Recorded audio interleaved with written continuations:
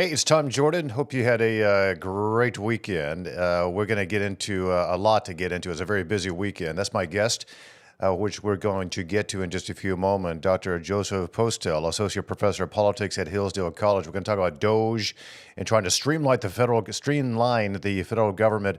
We're also going to get into the latest in Syria. Very busy weekend. The collapse of Damascus, the ousting of the Assad dictator regime after 50 years, and how the United States is now conducting airstrikes against ISIS camps in Syria. Donald Trump say, hey, let's not get ourselves involved here. Joe Biden moving forward. Anyway, all of that is coming up. But also domestically, people working for the federal government, you're going to have to start showing up for work. Why, you ask? Why do we have to show up for work? Well, because Elon Musk and Vivek Ramaswamy are about to clean house. And that's why you got to go to work now. And if you're not working but living high in the hog off the government's dime, your job is clearly unnecessary. So you can expect that job to be cut. Elon Musk and Vivek Ramaswamy are leading President-elect Donald Trump's newly formed Department of Government Efficiency, affectionately called DOGE, aiming to downsize Washington's sprawling bureaucracy. And so DOGE's mission is pretty clear. You cut costs and overhaul the administrative state. But how do you do that? It's pretty complex. Where do you start? With Speaker Mike Johnson, says we're going to take a blowtorch to the regulatory state. What's on the torching block, so to speak? So I'm going to get into this in just a few moments, a few seconds actually, with my guest, of course, Dr. Joseph Postel, Associate Professor of Politics at Hillsdale College. Just a reminder, we want to hear from you as well. Chime in. You can comment. You can even ask questions of myself or my guest in the comment section of YouTube, X, Facebook, wherever you're watching right now. Remember, we're on Spotify, we're on Apple Podcasts. I'll get to those in just a moment. Also, the best way you can help Tom Jordan Live is simply to subscribe and click on the notification bell and share our content. That helps us out tremendously. Thank you for doing that. All right, so Elon Musk, Vivek Ramaswamy is the new role that they have under President-elect Donald Trump. They've tapped both of them, Musk and Ramaswamy, to lead the Department of DOGE, the Department of Government Efficiency. And their mission is pretty simple, streamline the federal government, cut out the waste and restore fiscal responsibility. It's an effort that resonates with a whole lot of growing public distrust in Washington's inefficiency. According to Pew Research, they put out a poll that 22% of Americans trust the federal government. 22% trust the government to act in their best interest. That's what Elon Musk has said. And he said, listen, we should not trust the government. We shouldn't trust the government because the government does not trust us.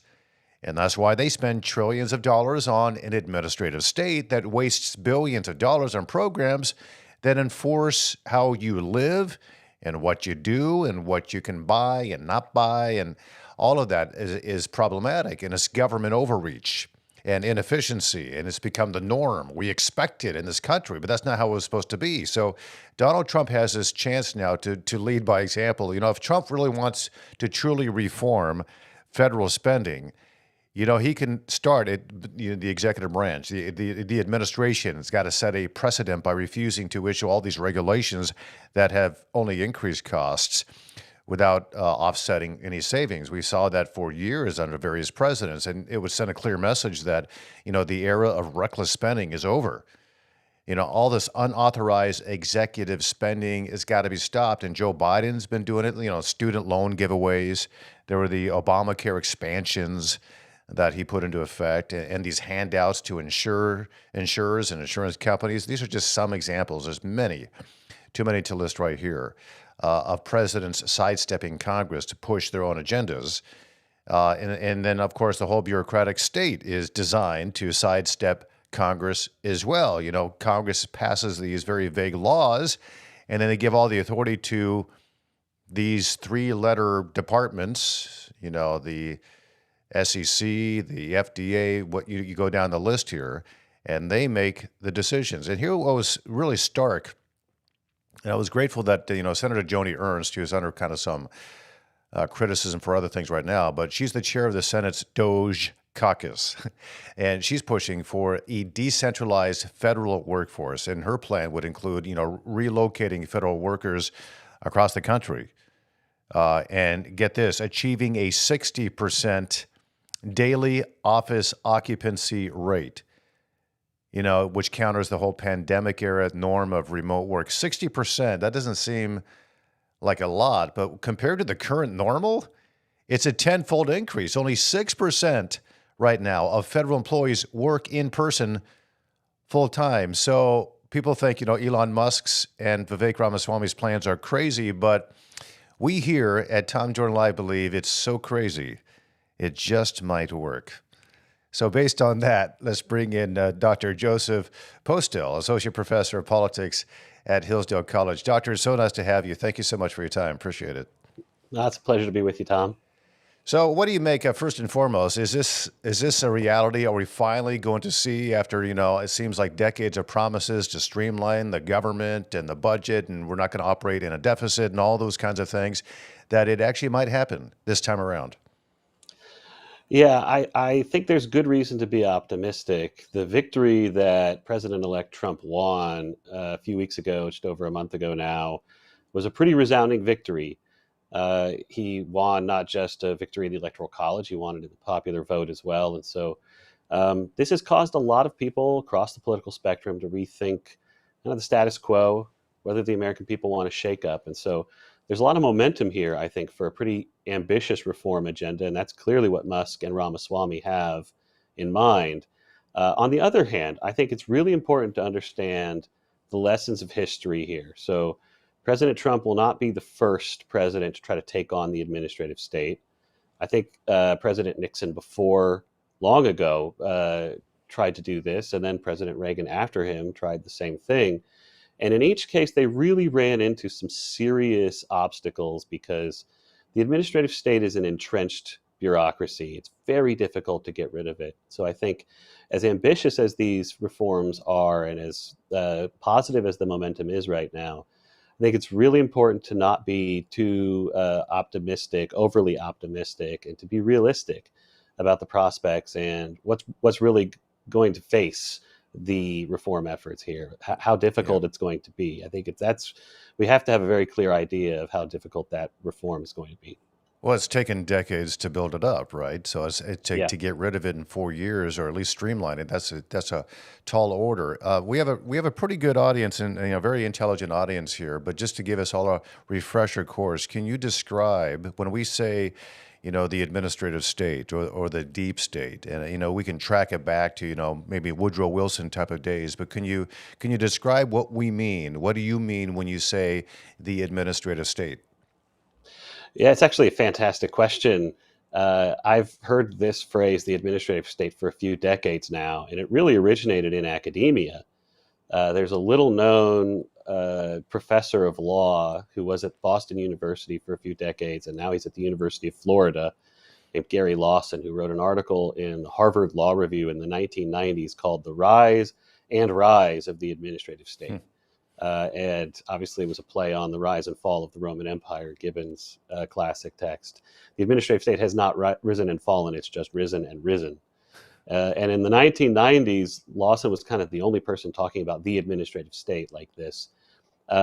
So it's been a term that's been used in academia for a long time. What's been really fascinating is to see that it is broken into the political discourse. So Steve Bannon, relatively famously in early 2017, said the Trump administration would be dedicated to deconstruction of the administrative state.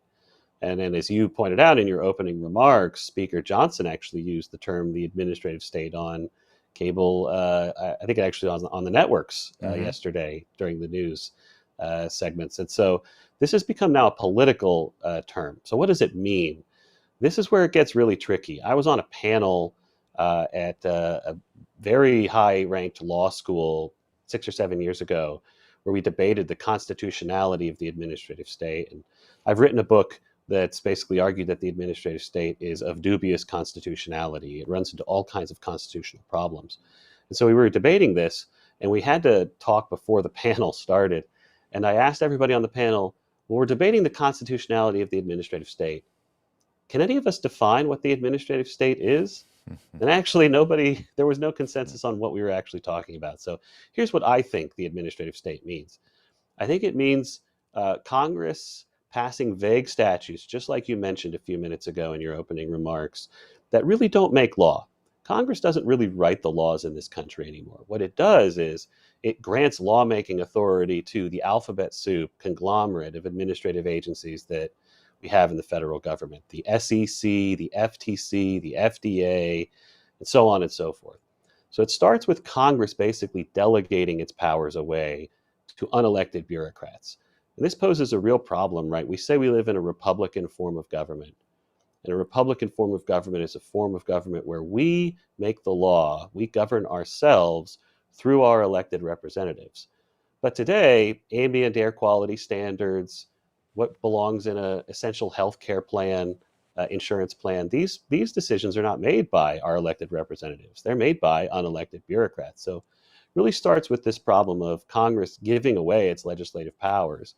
And the Constitution says in the first sentence after the preamble, all legislative powers herein granted shall be vested in Congress, not in an unelected group of administrative experts. So it starts there, but it really goes further than that. It's not just about the laws being made by unelected bureaucrats. It's actually about the combination of all of the powers of government in the same hands in administrative agencies. So most people, when I describe this administrative state to them, have no understanding or have never heard that we have administrative law judges in this country. There are judges who actually do not have the Article 3 protections. They don't have tenure during good behavior. They actually work for the agencies. They don't work for a separate branch of government. So the Securities and Exchange Commission has administrative law judges, and most administrative agencies have these administrative law judges. And so what you get is not just the lawmaking power in these agencies, but the power to investigate, the power to prosecute, the power to execute, the power to judge. So, you've heard the phrase judge, jury, and executioner. The modern administrative agency is lawmaker, investigator, prosecutor, judge, jury, and executioner. It's actually it has all of these powers in the same hands. So I think of the administrative state as posing those fundamental problems. Our separation of powers system is kind of circumvented by this arrangement. And then the idea that we're a republic, we govern ourselves by our own representatives, that's kind of circumvented too. So we lose that accountability that government's supposed to have. Yeah, it's clearly unconstitutional, and it's like it's a great description we just had because you could look at just different laws, and even how the president and the members of Congress have said, "Well, this is what the experts have told us we need to do, so we have to do this." And you can, you reference these mandates for clean air and whatnot. And the EPA comes out and says, well, in order to achieve this, you have to only purchase electric vehicles by the year 2035, all new vehicles, and that becomes law. And it's not written by a member of Congress. It's written by essentially the Environmental Protection Agency, which no one here has elected anyone or given that kind of authority. So I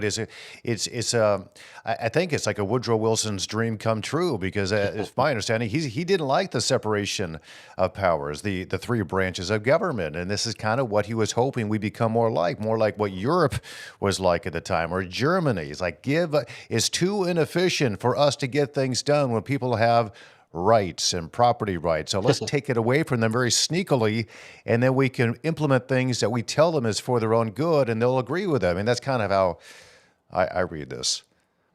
Yeah, I think your sense of the history is spot on. I wrote a book several years ago called Bureaucracy in America, sort of a play on Alexis de Tocqueville's famous work, Democracy in America. What we have really is bureaucracy in America today.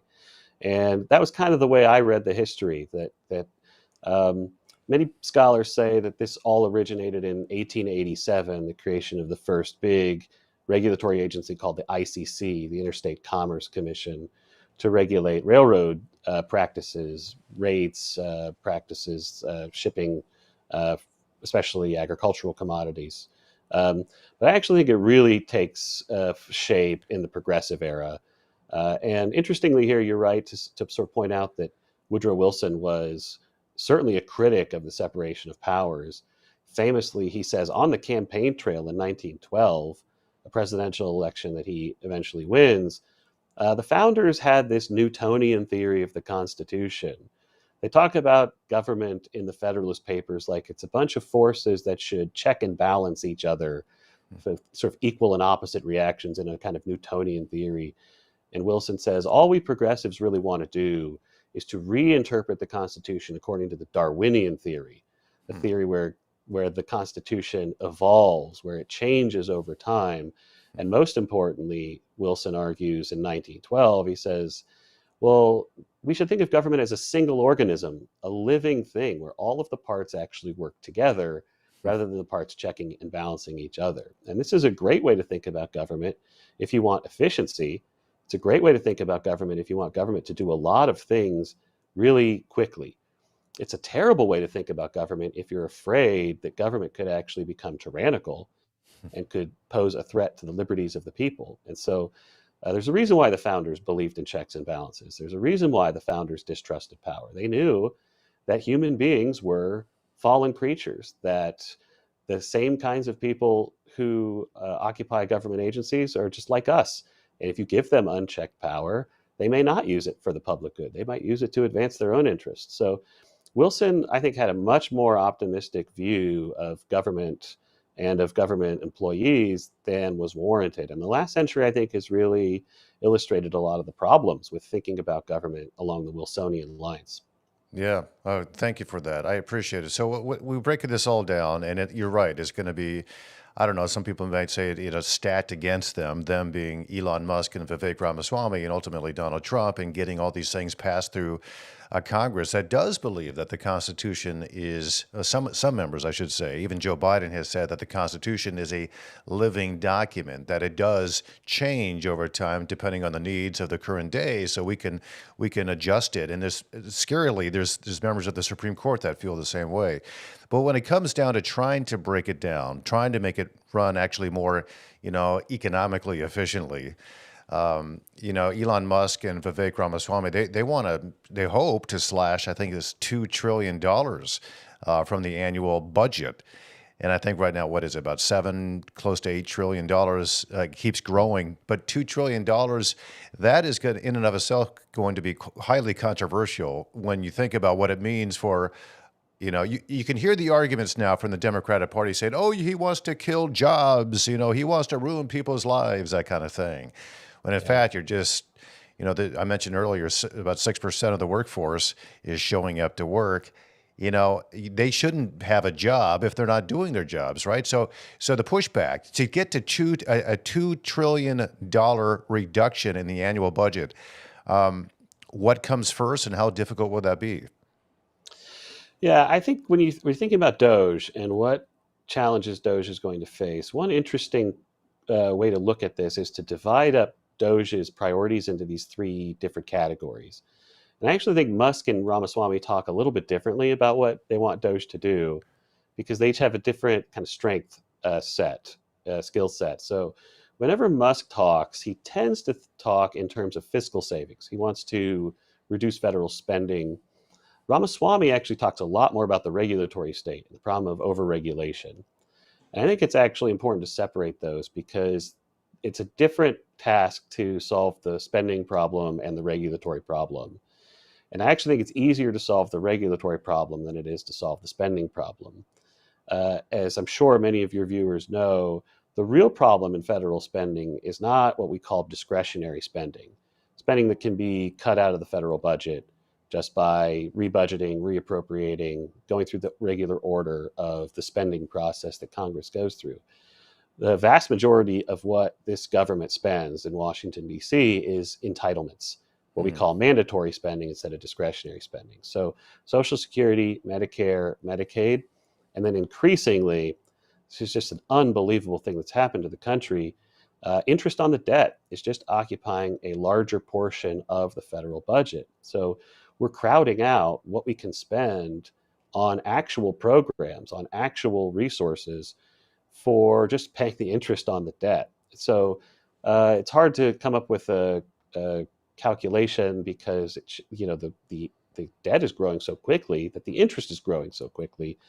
But it's something like 75% of all of federal spending is mandatory spending and not discretionary. So cutting $2 trillion would basically involve either reforming entitlements or cutting out all of the discretionary spending, which means going after every program. I don't think DOGE will be successful in cutting out all discretionary spending.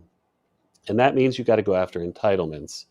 And the problem is that it was very clear on the campaign trail in the last election that President-elect Trump does not want to do that. He has promised his voters, who make up a significant portion of his base now, we're not going to touch Social Security, we're not going to touch Medicare. Um, and so I don't see where you find the fiscal savings. Waste, fraud, and abuse, it's very important to go after those things. And I applaud DOGE, and I hope they are successful. And I think they will be successful in cutting out a lot of that spending. But it's just not going to be enough to hit that mark. $2 trillion is an enormous promise. And in some ways, I think it's a somewhat unrealistic promise. Now, I think there's more opportunity for success on the regulatory side. Hmm. Um, but I think the $2 trillion promise, assuming he means annual, it's never been entirely clear to me that he's talking about like the annual budget as opposed to, say, a $2 trillion reduction over 4 years or something like that. But assuming he means $2 trillion annually reduced, I think you have to look at entitlements and obviously refinancing the significant debt that we have and trying to get better interest rates. That those mechanisms could help, but I think it's going to be an enormous challenge. And I really hope that they are successful in accomplishing it, but I don't see a path to it right now. Yeah, I do wish that we can act like grown-ups and get rid of a lot of this political jargon out there, because you're right. During the campaign, Donald Trump did say that was a promise. This is an area I disagreed with him on, that we're not going to Yep. touch Medicare or Social Security. And I thought, well, how then can you possibly reduce the annual budget? And I did agree with Nikki Haley's approach on this, that she said essentially, listen, that we need to lift the retirement age. In fact, when Social Security, for example, when it was implemented, the retirement age was at a position where most people never attained to that level, because the lifespan was much different back then. So they knew that most of these people were not going to live to be that age. Lifespans have changed now, and so it makes sense, you would think, to increase that. And I kind of agree with it. Although I would love to receive Social Security. You know, I'm not saying I wouldn't, but I get the attraction to it. But so that aspect of it, I think we need to just pull up our pants and be adults in the room here and start addressing this issue. Because when you talk about it, the political rhetoric is you shouldn't talk about these things. Well, then how will you ever decrease the spending? We need to address these very complicated issues. Yeah. Don't you? I mean, do you agree with that, or do you? I mean, I don't see another way around it. If what you say, the entitlements make up 75% of the government spending in this country. Yeah, it's something like that. Once you add the interest that is also Yeah. mandatory spending on top of it. Yeah, I agree with you. There's no path to fiscal sustainability that doesn't involve taking a serious look at those programs. And it doesn't mean abolishing them, but No. it might mean things like means testing. So, why should Jeff Bezos collect a Social Security check? He doesn't need it. Why No. should people who make an enormous amount of money and have a tremendous net worth receive the same Social Security check as other recipients? So there are ways to reform these programs that I think would make sense, and you could get bipartisan or at least broad support from the American people. But right now, there's not a lot of political will, and I think you're right. Some group of people, some class of political leadership is going to have to step up if we're ever going to get back to any kind of fiscal sustainability in this country. It's a high bar to ask politicians to stop acting like children, but we need them to Yeah. stop acting like children and Yep. address this. All right, let's go to the Vivek Ramaswamy side of things, and how he would like to approach this, more leaning in that direction of the over regulation, the federal regulations. There have been some Supreme Court rulings that limit the agency authority, because, as you said earlier, it's just unconstitutional the way they currently operate. So how could you think Elon Musk and Vivek Ramaswamy, how can they leverage these Supreme Court rulings to streamline regulation? And, what obstacles specifically are they going to face when they try to approach it that way? Yeah, so you're right to point out these two really big Supreme Court decisions lately that have kind of changed the landscape on the administrative state, at least as far as the regulations go. Um, and Musk and Ramaswamy co-authored a piece in the Wall Street Journal about 2 to 3 weeks ago now that really laid out how they thought these Supreme Court cases gave them an opening to be successful in sort of taming the administrative state where previous presidents have failed. So, first one is a case called West Virginia versus EPA. It's really fascinating that a lot of these recent cases involve states against the federal government. So, Biden versus Nebraska was the big case about the student loan program, where the Supreme Court struck that down. West Virginia versus EPA involved regulations that the EPA had promulgated dealing with climate change, basically telling states you have to move away from fossil fuels and you have to adopt wind and solar. And they adopted this program. It's called the Clean Power Program, and President Obama's EPA had instituted it on very sort of thin authority from the Clean Air Act, which was passed a long time ago and really was designed to prevent things like pollution. And by pollution, we mean things like smog, things that if you breathe it in, it's harmful to your lungs, it's harmful to you.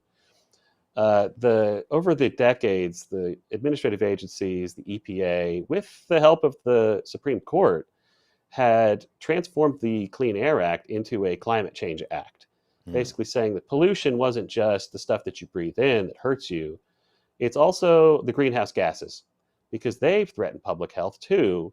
Maybe it's not because you breathe them in and they threaten your public health, but if the seas rise and climate change takes place, then your public health will be threatened as well. It was obviously a very contentious, I would say, wrong reading of the Clean Air Act. It's not what anybody thought they were doing in Congress when they wrote the law. But the EPA basically had stretched its authority by creative interpretations of the statute to meet new situations.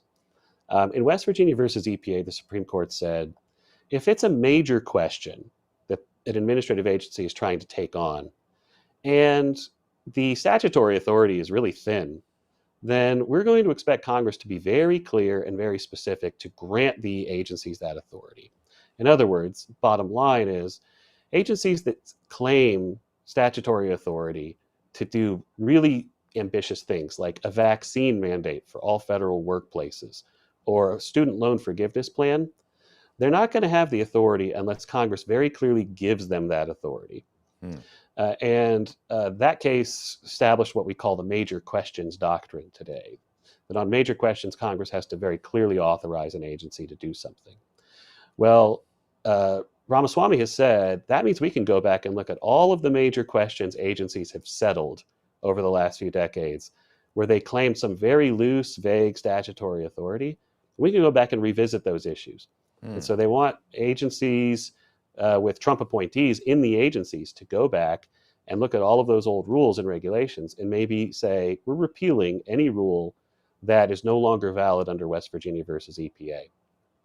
The other decision is called Loper-Bright versus Raimondo, and it overturned the infamous Chevron doctrine.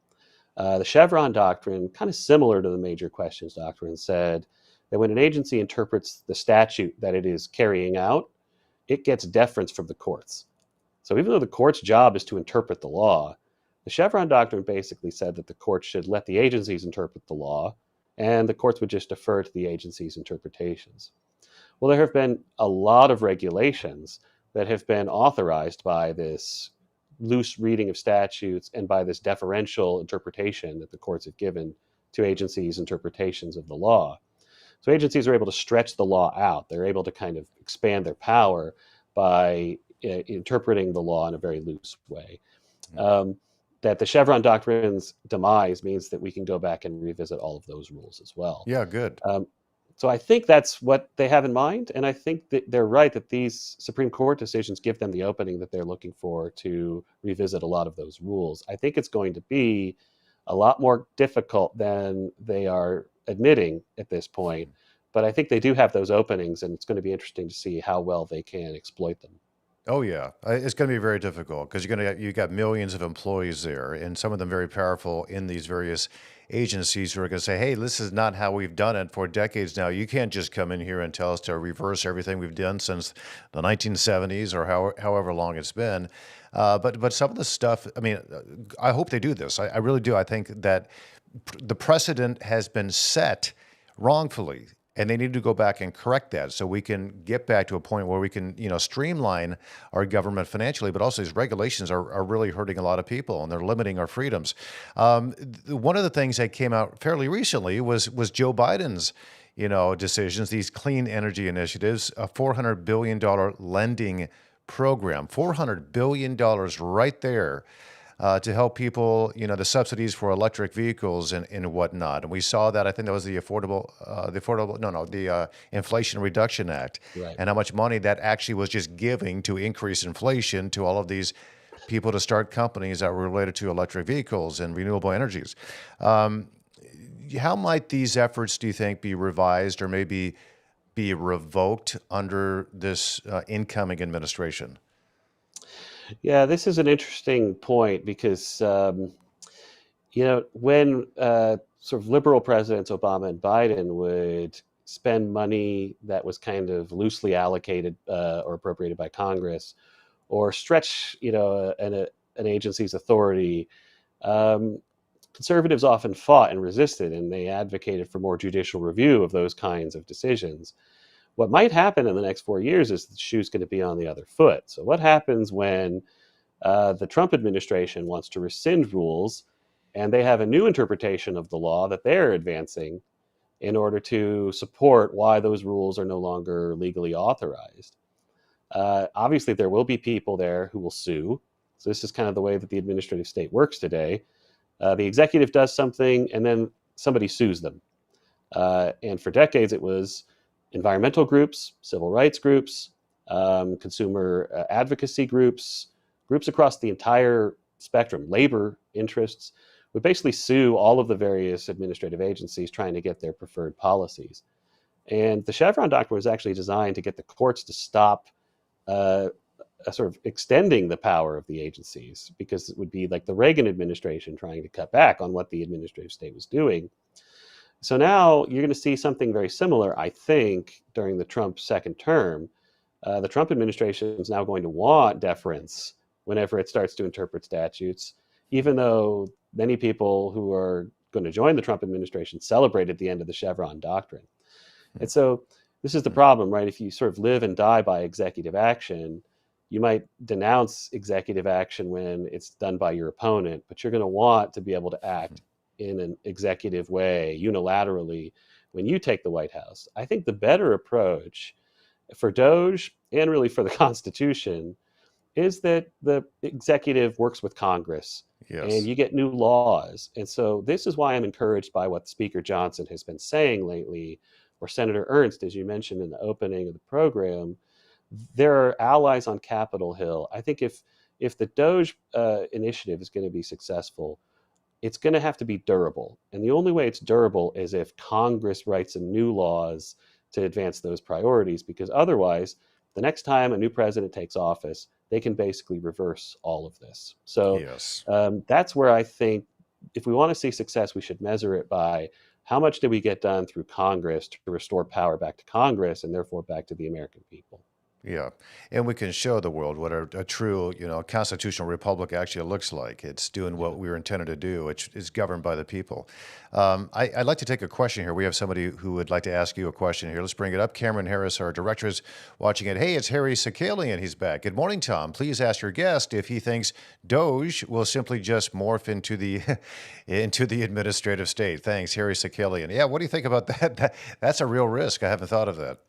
Yeah, I feel very confident in saying no, that it will not. And that's great news because it's hard to find government agencies that don't morph into the administrative state. But I think there are a few reasons to be very encouraged or optimistic that that's not going to happen with DOGE. The first is Musk and Ramaswamy are not government employees. They're not getting paid. They're basically acting as volunteers.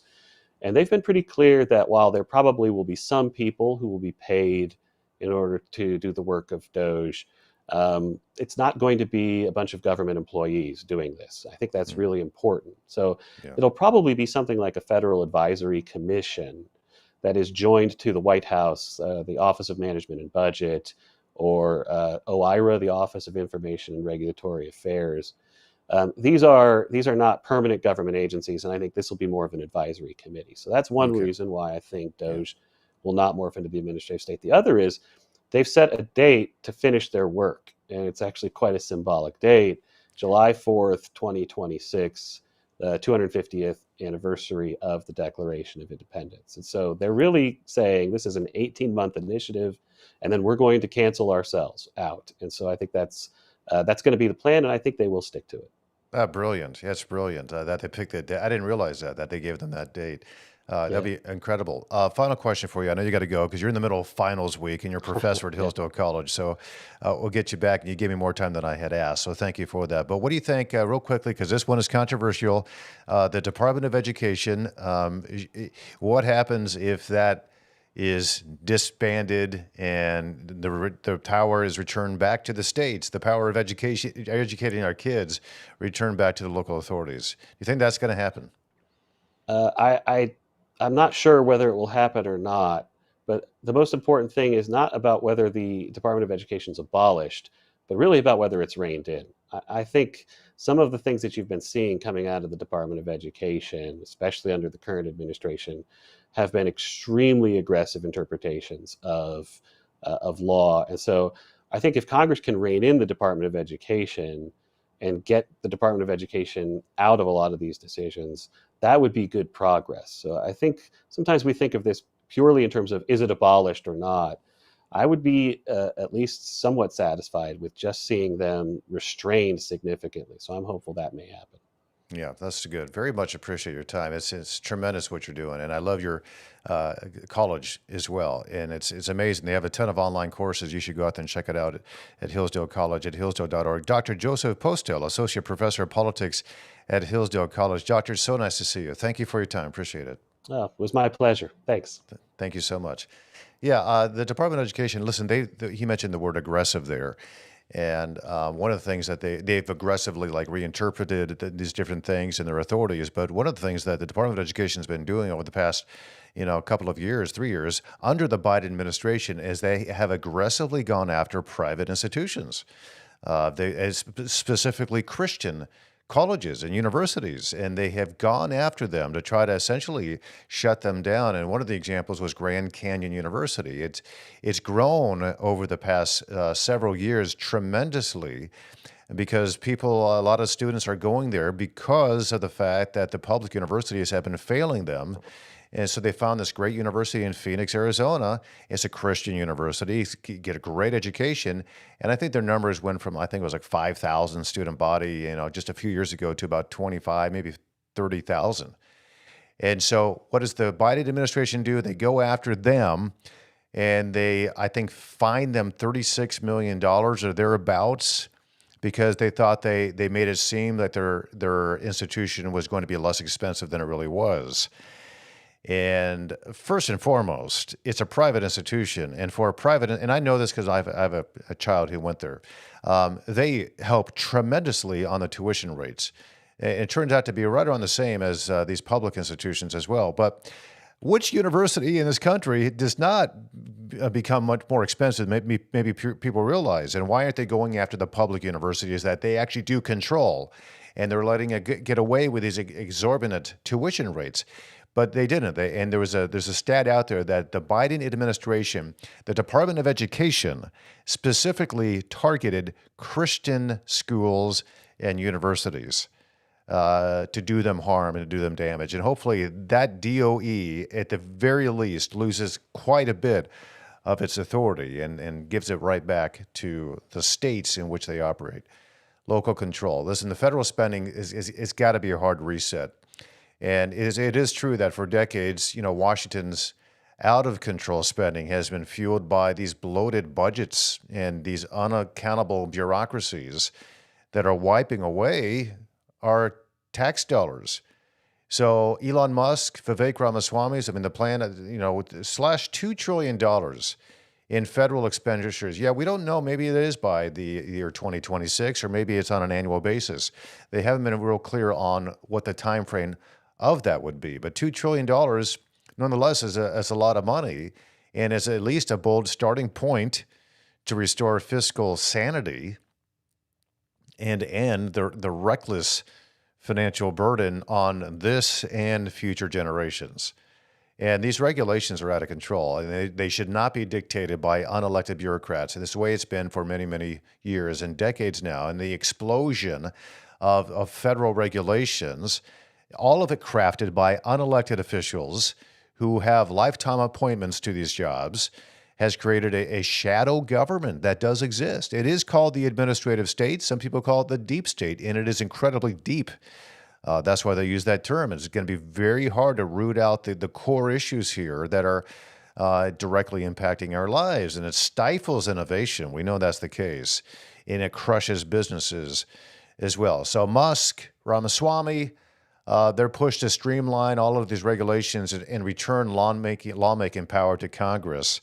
Boy, can you imagine that? It respects the Constitution and the whole framework of this country and fosters economic growth. So, I personally wish them all the best. Dr. Postel there is right. There's going to be a lot of pushback. There will be a lot of lawsuits against him, and every time Donald Trump tries to do something, there's going to be probably another lawsuit. Just like we saw in his first term when he tried to build the wall, the federal lawsuits came out, and these federal judges who were appointed by these liberal politicians and liberal branches, of the government, Senate, they were stopping him from protecting this country by not building a wall, but he kept fighting, and that is the reason, a big reason why they didn't finish the wall. As the Democrats like to say, he failed to promise. He promised to finish the wall, but he didn't do it. That's because you stopped him. You blocked him from doing it. You were actively involved in preventing that from happening, and that is why that occurred. So we got to do something about this very unchecked administrative state. All right, I want to get to some headlines here because this is massive what's been going on in the Middle East now. More drama there. The Syrian rebel victory. You're seeing the video right there. It's sparking comparisons now to the Berlin Wall and is this historic shift now in the Middle East. The Syrian civil war took this historic turn over the weekend as these rebel forces, they stormed Damascus, the capital city of Syria, forcing the dictator there, longtime family dictatorship, this one Bashar Assad. He has fled the country and he's gone to Moscow, and is now under the protection of Vladimir Putin, who was an ally of the Syrian regime. So Assad, he led this Iran-backed regime, notorious for chemical weapon attacks on its own citizens and civilians. He has escaped with his family, and he's in Moscow. That's the latest reports. But we have some reaction here from the states. And Congressman Joe Wilson, he's a Republican out of South Carolina, he did liken the fall of Assad's regime to the collapse of the Berlin Wall, predicting profound ripple effects like we saw when the Berlin Wall collapsed. And he thinks it'll happen across the region. He said this is monumental. And he said the end of Assad's dictatorship could ignite a wave of freedom across the Middle East, much like the fall of communism, which was liberated by Eastern Europe. Now, I'm a little more skeptical than that because I think these rebels are pretty bad individuals themselves, and there is a power vacuum now in Syria. But you can see some people are just thrilled. That's a father with looks like a father with his child, and saying, is it true we can actually be free in this country? I hope so. But a lot of these rebels were, partnering with groups like Al-Qaeda and ISIS. And one of these groups is this Islamist faction called Hayat Tahrir al-Sham. It's widely known as HTS. And it does pose some pretty complex challenges. And while some of these rebel leaders there have adopted a kind of a nice tone, we're going to, conciliatory, I guess is the way to put it. But they have a history of extremism, severe extremism. And there's a lot of concern now about the future government in Syria based on that. So President Biden, he did acknowledge all of this yesterday. He came out and he pledged that the United States would support their regional allies in this, like Israel and Jordan, during this fragile transition. But there are reports out the United States has already been attacking inside Syria now some of these ISIS camps. I think there's been about 72 airstrikes, if I read that correctly earlier this morning. But it is important that we support Israel. Look at those just bombs going off and the attacks there. It's tremendous what's happened there in Syria because it's been a long time coming, this civil war there. I think it's been about 13 years. But Israeli Prime Minister Benjamin Netanyahu, he credited Israel's actions against Iran and Hezbollah for destabilizing the grip that Bashar Assad had on Syria. And he called it this moment of historic opportunity because Israel has been very, I think, purposeful in, targeting Iran because Iran has been propping up Syria, targeting them with the airstrikes within the Iranian, boundaries as well, and the fight against Hezbollah and weakening their systems as they're going after their weapons storage in Lebanon and the like. And what they've done there is they've weakened the Assad regime as well because many of their weapons were at these compounds. And so that, I think, opened the door in a great way to these rebels in Syria to finally topple the Assad regime there in Damascus. So Benjamin Netanyahu, of course, this is a huge opportunity for Israel to lessen the threat from, right there. I mean, the Golan Heights there, it's right there next. I think it's just a few miles away from Syria. It's a border nation. I mean, remember, Israel is surrounded by their enemies, Syria being a major enemy. And then Lebanon, of course, is Hezbollah. And then you got, of course, Gaza with Hamas on that side of it. And, all of the, there is some rebels in Egypt as well, and Saudi Arabia. They don't really like Israel, like maybe sometimes publicly they say, we're going to try to destabilize stabilize our relations with them. But there's a lot of people that do not like the fact that Israel exists. So yeah, if we can support them, all the better. Benjamin Netanyahu, he did caution there's a lot of risks ahead. There's a lot of volatility, obviously, there in the Middle East. For the Syrian people, they do have a chance now. They have an opportunity to reclaim their country, but global vigilance is what it's going to take. A lot of support for them. It's going to be essential to prevent, new threats from emerging in this transitional government. You don't want another like Taliban suddenly taking control like what happened in Afghanistan. That's not good for the people of Afghanistan. Something like that would not be good for the people of Syria. So we're watching this, of course, very closely. In a county in Michigan, it's called Washtenaw County.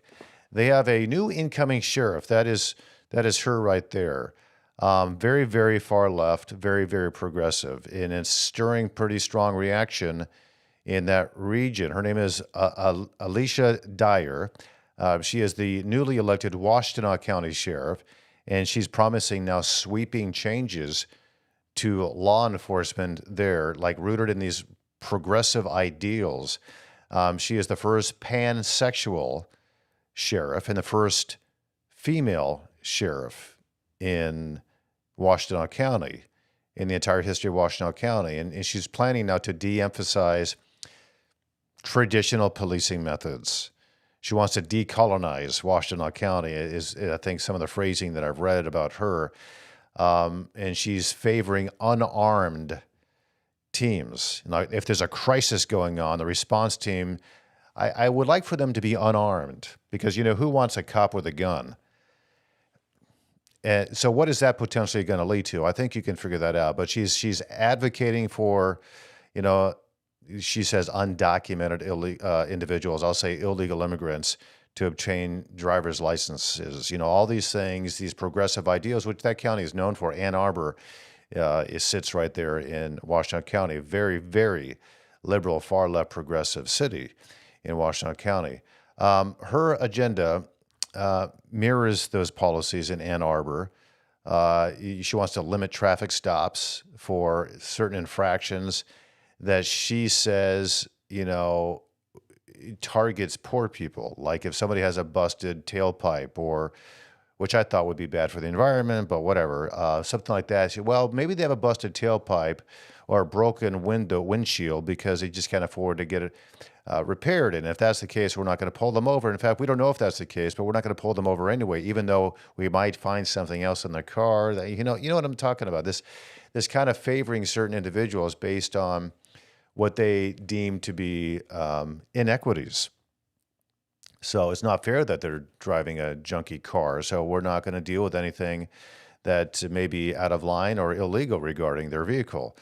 And she says she kind of frames this as building community trust there. But these policies are going to be, extended countywide. And she says, listen, we're not going to pull people over for the petty stuff, related to income, which I remember when I was young. I had a very low income and I couldn't afford my registration on my vehicle. I got pulled over for that. So is she going to extend it that far? Like if I can't afford to renew my car registration, so you can't pull me over if my tabs are expired. Is that what she means by this? There's a lot of critics out there. They're arguing that this soft approach undermines accountability and public safety, which is what the sheriff is supposed to be all about, public safety and accountability. And instead, she's promoting inclusivity and social justice as a sheriff. Her priorities, curbing solitary confinement. And she wants to institute LGBTQ plus affirming policies. What does that mean? I don't know what that means exactly. When you're pulling somebody over, if you find out that they're, gender dysphoric or something, that means they get a pass, they get special treatment. Creating corporate accountability, a corporate accountability crimes unit. What does that mean? So if your corporation isn't being as favorable to maybe LGBTQ policies or DEI initiatives, is that now going to be punishable by crime? I don't know. She's also pledged to avoid collaboration with ICE, Immigration's Customs Enforcement. She's going to avoid it. I promise I will not work with ICE, is what she is saying. And then expand support for mental health resources for officers. And here's what she bases it on. Colonial histories as a barrier to trust in law enforcement. What she is essentially saying by that is that white people in this country are what are keeping people from trusting police if you're white. Because if you're white, you are a colonist, and you inherently, by your immutable trait, are fostering distrust in our community. There's a lot of supporters there who, celebrate her as a trailblazer, reporters like the one that's interviewing here. She seems to be someone who would support all of these, celebrating her rise to power, trailblazer for equity. But skeptics are very concerned that these measures are just prioritizing ideology over safety, over common sense. So she takes office in January. The debate is over the role of progressive reforms in law enforcement, and it's going to intensify. And many people are asking, will Washtenaw County be safer or merely symbolic? And if, history can teach us anything, it'll be less safe if these policies go into effect. Ideology over public safety. It doesn't work. And there are common sense ways to deal with keeping people safe. And that also includes allowing police officers to carry guns when they're going into a crisis situation. Anyway, my 2 cents, my comment on that story in Washtenaw County, Michigan. But you've probably seen this pop up in counties across the country. Thankfully, many of us live in counties that have sheriffs that take law enforcement seriously. They don't rewrite the laws for their own benefit, which is what she's doing. She's selecting which laws she wants to enforce based on her own opinion that, maybe white people are bad. All right, look at this. So we're going to get into this later this week as well about these Michigan Democrats, but they are pushing for price controls before they're, ousted from office come the first of the year. And there's a lot of Republicans criticizing this. So these Democratic lawmakers in Michigan, they're fast-tracking legislation, because again, they're going to be out of office soon, to cap price increases on what they call essential goods and essential services during declared emergencies. So much like we saw in the COVID pandemic, like a year or two after the pandemic, we were in an emergency, so they can basically tell us what we have to do and what we can't do. So it's obviously drawing a whole lot of criticism from Republican leaders and a lot of small business advocates. So there's some proposed bills here. It's Senate bills 954 through 956. So if my math is right, that's three bills right there. And then they have their the House counterparts as well. The House bills are 50, these are longer numbers, so it takes me more because my math skills. It's 5895 through 5897. And again, if my math is right there, that's also three bills. 95, yep. So what they aim to do is to outlaw price hikes exceeding 10% on what they would deem emergency supplies. So medical items, lodging, so like a hotel room, or maybe rent, or mortgage, that kind of thing. Building materials, gasoline and propane. So even if the cost of those things for the owners exceeds 10%, you cannot charge your customers that more than 10% on that. So the supporters, they're arguing that the measures are a safeguard against price gouging during national disasters or health crises. But the critics say, listen, the bills would do more harm than good. They're turning government into an overreaching economic referee. And inflation is not caused by price gouging. We know this is true. We know this is communist. The way price gouging is what communist regimes and governments and dictators want to do. I'm sorry, price controls. And they blame price gouging for their necessity to do this. This is an excuse to get in there. But if the cost of providing a service is more than what you're charging for the service, that definitionally is not price gouging. But that doesn't matter. Those facts, they don't care about those things. They just want to get back into office. So they're arbitrary controls. They could backfire. I think they will.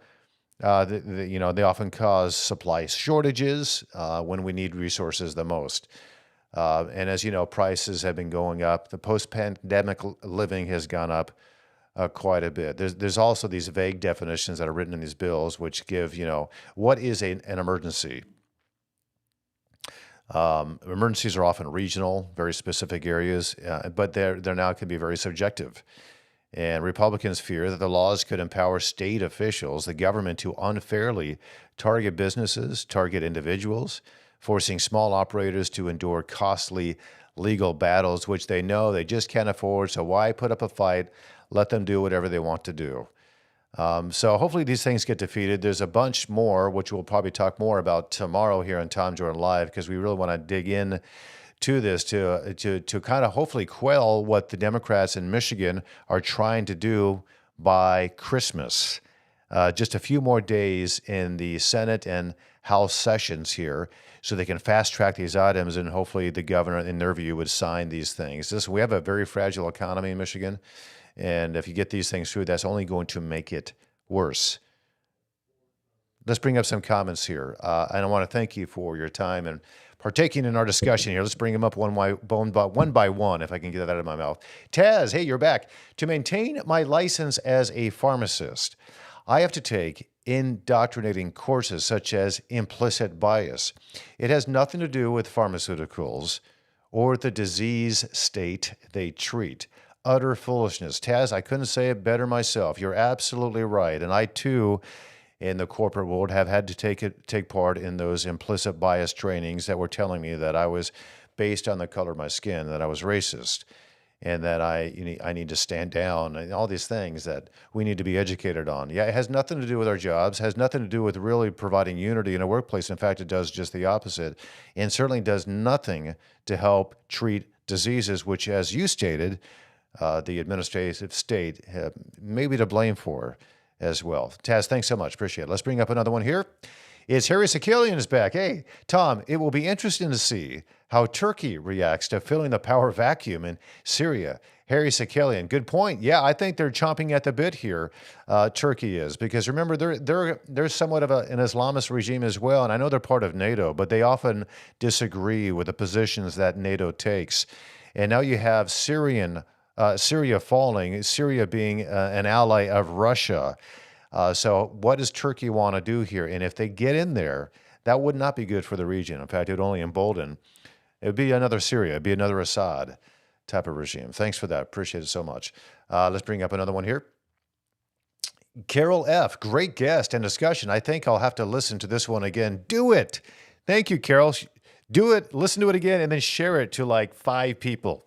And then those 5 people can share it with 5 people, and so on and so on. Thanks very much. I think we have one more. Is that right, Cameron? Yes, it is right, Tom. Thank you. R. Paulus, imagine a world without Hillsdale. Yeah, it'd be tough. Hillsdale is one of the few colleges out there that are really standing firm. And you know why? The government, they try, but they can't go after Hillsdale because Hillsdale doesn't take any government subsidies. You cannot get a federal loan if you're going to Hillsdale College. Why? Seems unfair. No, because if you take a federal loan, you have to do what the federal government tells you in terms of educating your kids. So Hillsdale is truly independent, and they're a great constitutional institution. If you want to get a political science degree or anything else, literature or what else, what have you, they got it there. And they also have online courses there you can take.